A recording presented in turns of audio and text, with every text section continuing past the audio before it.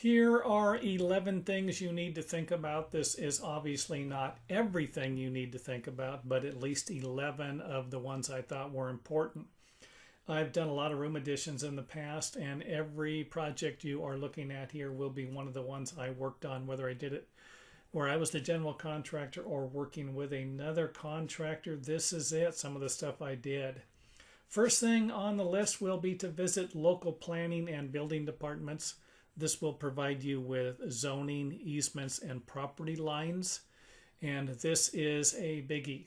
If you have a home that is already on, let's just say, a minimum, you're already at your minimum easements, you cannot build out any further, there's a good chance you will not be able to put a room addition on that property.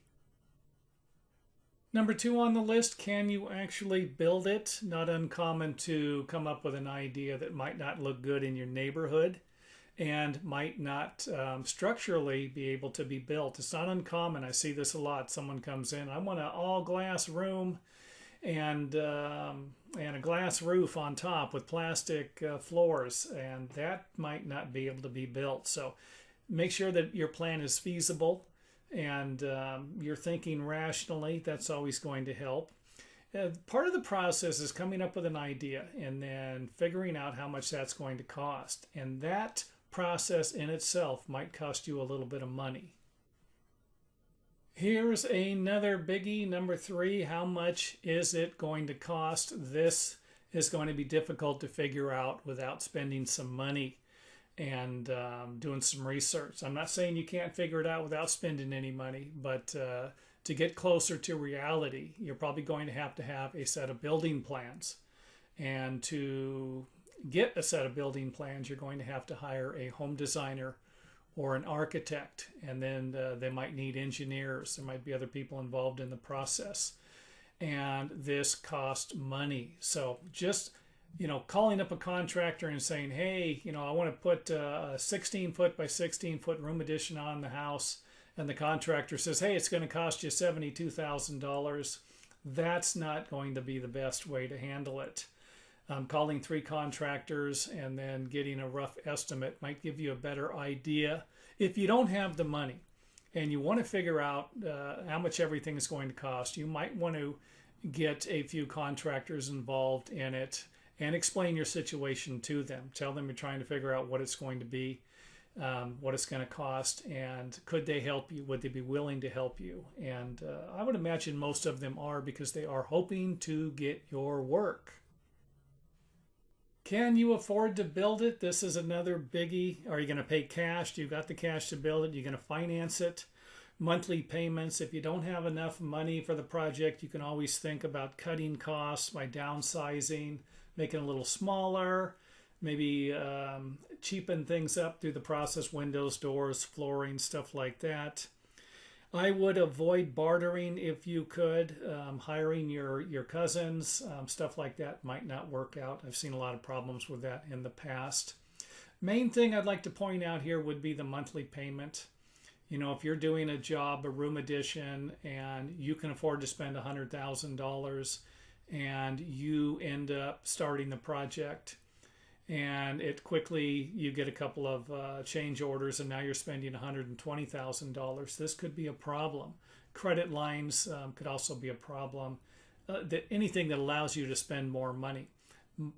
Your goal is to create an affordable project, not a project that you're going to regret while you send in the monthly payments year after year.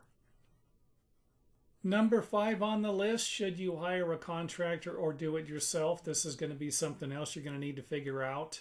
Do you actually have the time to do it on your own, or the skills to do it?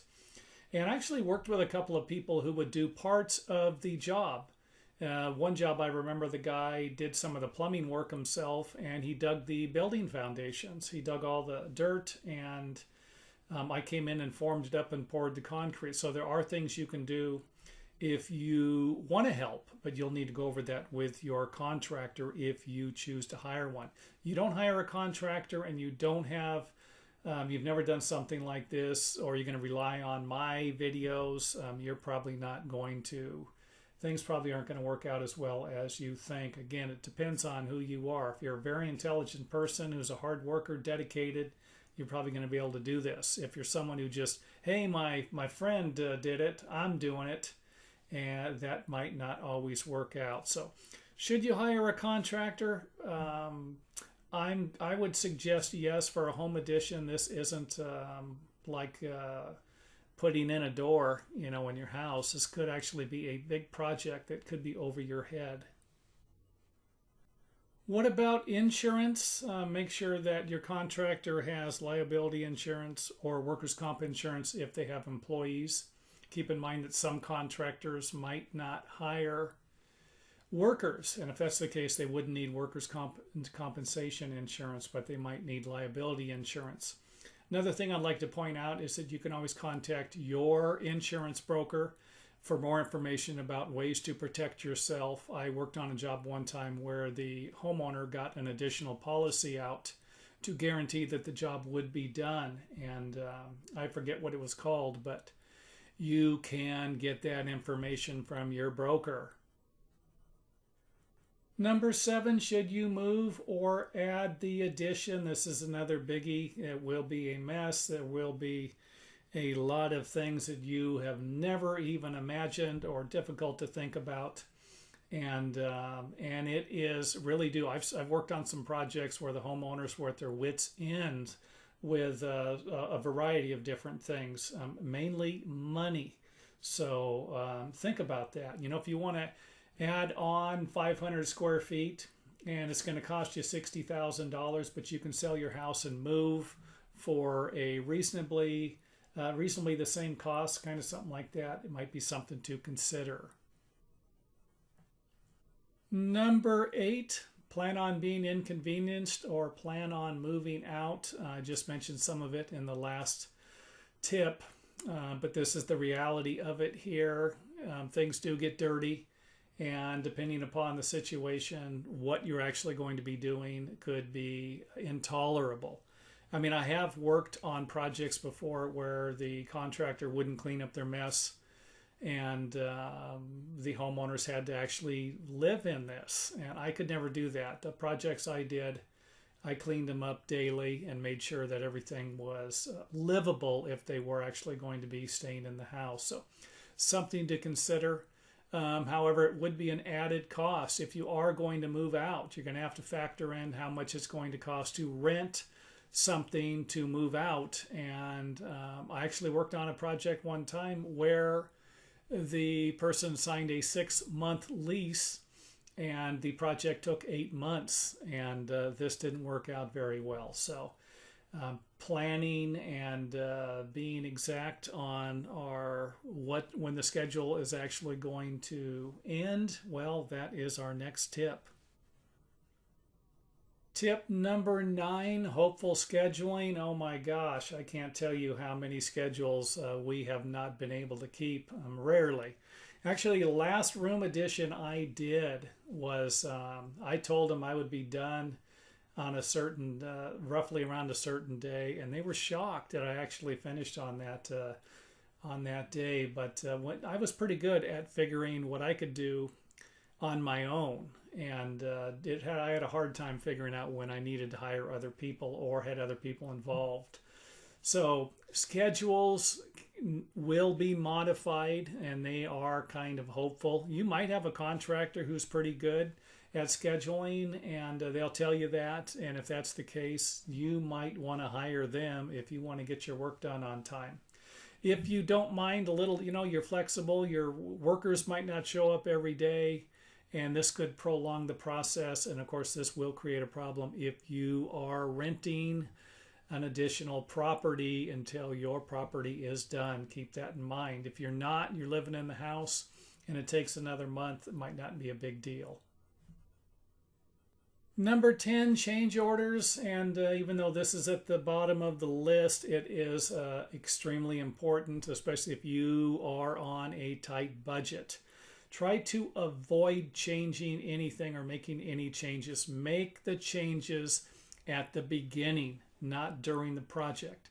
If you're thinking about, hey, I'd like to put this window in here, or make this window bigger, do it while you are designing the project. I worked on a project one time. I think the budget was 600,000, and by the time we were done, it was almost 800,000. It's a lot of money to spend on a home like that. And that leads me to my next and final tip.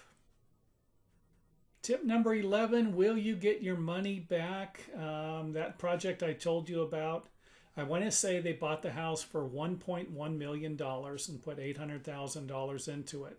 That means the house should be worth about 1.9. I believe it was worth about 1.4. So that was a $500,000 ding. And I'm not saying that was a loss. All I'm saying is if you're going to build something and you plan on living there for a long time, you're going to get your money's worth out of it. You know, you're going to use this stuff. But if you end up giving it back to the bank because you can't afford to make the payments, this won't be a good thing. So when I say, will you get your money back, you really need to look at the value that you are going to get out of the project. If you add an additional bathroom to your house and it cost $20,000 to add this bathroom, but it now allows a couple of people in your family to go to the bathroom, shower, and shave whenever they want to, or you're not going to have a long line waiting for the bathroom if you have one bathroom in your home. Something like that might be well worth it. You know, if you add a $20,000 bathroom onto your house and you only add $10,000 worth, to the value of your home, the sanity in there might be well worth it. Anyway, that is it for the videos. Don't forget to visit the website for more information, especially on framing designs. We have a bunch of 3-dimensional framing designs where you can actually look at the home addition, how it would actually attach to a house.